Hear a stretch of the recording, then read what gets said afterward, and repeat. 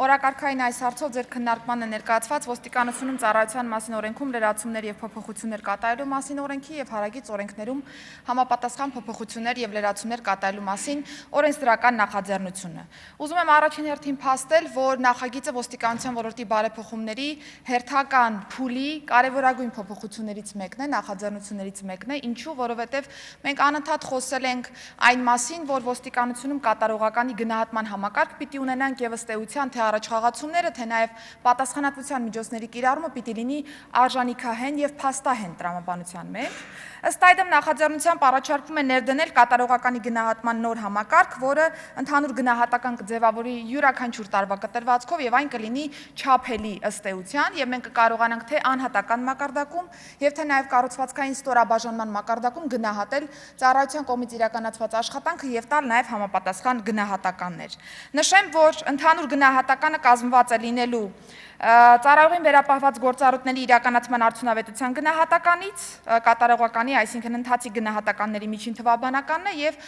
ֆիզիկական եւ մարդկական պատրաստականության արդյունքում ստուգարքների ընդհանուր գնահատականից։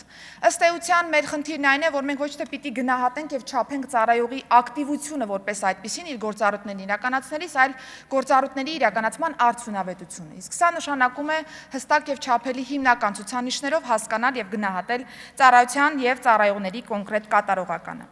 Կարևորում եմ այն կոմպոնենտը, որ մենք որոշել ենք ներդաշնակ կապ գեներացնել ատեստավորման համակարգի եւ կատարողականի գնահատման համակարգերի միջև, ինչու, որովհետեւ ատեստավորումն իրականացնում են 3 տարին մեկ անգամ կտրվածքով, իսկ սա հնարավորություն չի տալիս ընթացիկ գնահատումներ եւս իրականացնել ծառայողների կատարողականի մասով եւ ըստ այդմ տալ ավելի ամփոփ գնահատական ծառայության աշխատանքի մասով։ Մենք գնահատում ենք, որ պիտի կատարողականի միջին թվաբանական դուրս բերվի 3 տարվա հաշվարկով եւ սրան գումարվի արդեն ատեստավորման տրամաբանության մեջ եկող ստուգարքների ընդհանուր արդյունքները։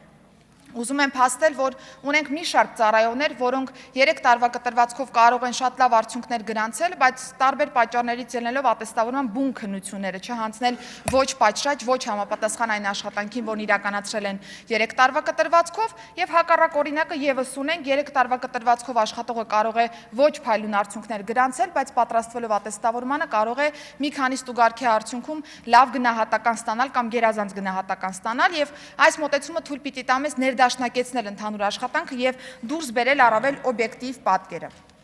Նշեմ, որ կատարողականի գնահատումը բնականաբար պիտի ազդեցություն ունենա ոստիկանության ծառայողների համար եւ մենք նախատեսում ենք, որ դրական արդյունք ունեցող ծառայողը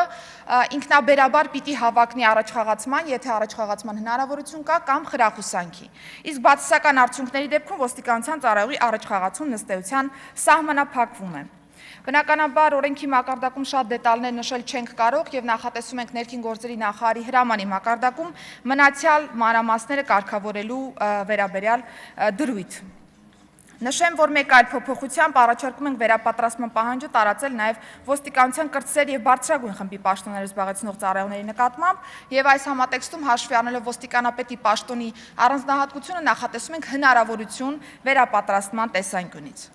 Ներդաշնակեցնում ենք փրկարար ծառայողների եւ ոստիկանության ծառայողների ատեստավորման մեխանիզմը, ոստիկանության դեպքում պաշտոնին նշանակվելուց հետո 2 ամիս անց անձը կարող է հավակնել ատեստավորման, իսկ փրկարար ծառայության դեպքում 6 ամիս անց եւ ըստ այդմ առաջարկում ենք փրկարար ծառայողների դեպքում եւս 2 ամսվա կանոնը նախատեսել։ Նախարարի հրամանի մակարդակով կնախատեսենք նաեւ ատեստավորման անցկացման ժամանակացույց առաջին փուլի այն ծառայողների համար, որոնք օբյեկտիվորեն դեռ չեն հասցրել հանձնել ատեստացիան, կախված կառուցվածքային մի շարք փոփոխություններից, որոնք ընդհանրապես ունեցել ենք ոստիկանության համակարգում։ Եվ մի փոքր տեխնիկական փոփոխություն եւս առաջարկում ենք նախկին ազգային ժողովի կողմից ընդունված օրենսդրական նախաձեռնության մասով, որտեղ որ ներքին գործերի նախարարության կրթահամարերի տեսանկյունից պիտի ֆիքսենք, որ այն քաղաքացիական կառավարմամբ բարձրագույն ուսումնական հաստատություն է։ Ըստ էության կատարողականն առաջարկում ենք ուժի մեջ դնել 2027 թվականի հունվարի 1-ից, որպեսզի մինչ այդ նաեւ հասցնենք փորձարկել կատարողականի գնահատման այն ցուցիչները, որոնք պիտի լինեն օբյեկտիվ, չափելի եւ թույլ տան անաչառ դիտորդի մոտ նաեւ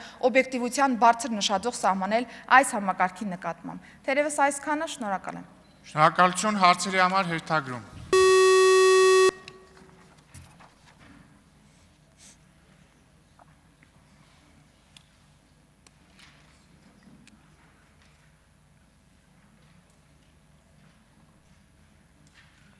Արթուր Խաչատրյան։ Կին նախարար, ես երկու հարց ունեմ։ Առաջինը դուք նշեցիք տարեկան գնահատման բաղադրիչները, ուզեմ հասկանամ, կախված ծառայությունից այդ բաղադրիչների կշիռը նույնն է, թե չէ, որովհետև ելնելով ոստիկանությունում ծառայության բնույթից, մեկի համար մարտական ավելի կարևոր է, մյուսի համար համեմատաբար ավելի քիչ։ Եվ երկրորդ հարցը մի քիչ ավելի հստակեցրեք տարեկան գնահատումների եւ ատեստացիաների միջև կապ։ Իմ խորին համոզմամբ ատեստացիան պետք է դուրս գա ընդհանրապես, ամբողջ ոչ միայն ոստիկանությունում, այլ ընդհանրապես եւ փոխարինի տարեկան գնահատումների։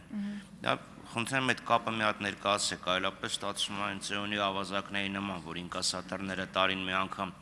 կրակելու նորմատիվ են հանձնում, եթե չեն ստանում, չեն հանձնում, շարունակում են ծառայել, այսինքն ինչ չհանձնես տարեկանը, հետո գալի ատեստացիան հանձնում է, ինչ։ Շնորհակալություն։ Շնորհակալություն պարոն Խաչատրյան, իրականում երկու հարցերն էլ կարևոր նշանակության հարցեր են եւ մենք հատուկ ուշադրության ենք դարձրել այս կոմպոնենտներին։ Առաջինը կշիռները տարբեր են, բնականաբար ըստ Հենասյան, որովհետեւ բարեկային ծառայության դեպքում կարգախմբերի տեսանկյունից այլ հանգամանքներ պիտի գնահատեն այլ կշիռներով, քրեականի դեպքում եւ համայնքային ոստիկանության դեպքում այլ։ Նախարարի հրամանի մակարդակում այս կշիռները կսահմանենք, բայց ուզում եմ փաստել, որ հատուկ կշիռները տարբերակվելու են։ Երկրորդը ատեստացիայի համակարգի տեսանկյունից խնդիրը հենց գալիս է նաև դրանից, որովհետև անձինք կարող են 3 տարին մի անգամ ուղղակի պարապել, հանձնել կրակային, ֆիզիկական եւ մասնագիտական քննությունը, եւ մի կողմ թողնելով 3 տարվա ընդհանուր աշխատանքը, մենք հենվում ենք միայն ատեստացիայի արդյունքում ձևավորված թվի վրա եւ ֆիքսում ենք լավ է, գերազանց է թե բավարար է։ Հիմա վերցնելու ենք 3 տարվա կատարողականը, դրանից դուրս ենք բերելու միջին թիվը եւ այս պայծրությամբ դեռևս հստակ չենք որոշարկել, բայց այն կլինի պայմանական 50% ընդհանուր գնահատականի եւ ատեստացիայի քննությունների արդյունքում ձևավորված գնահատականները կլինեն կրկին 50% եւ սրանց հանրագումարն է, որ պիտի որոշի վերջնական հավելավճարի ինչպիսի չափ ենք սահմանելու։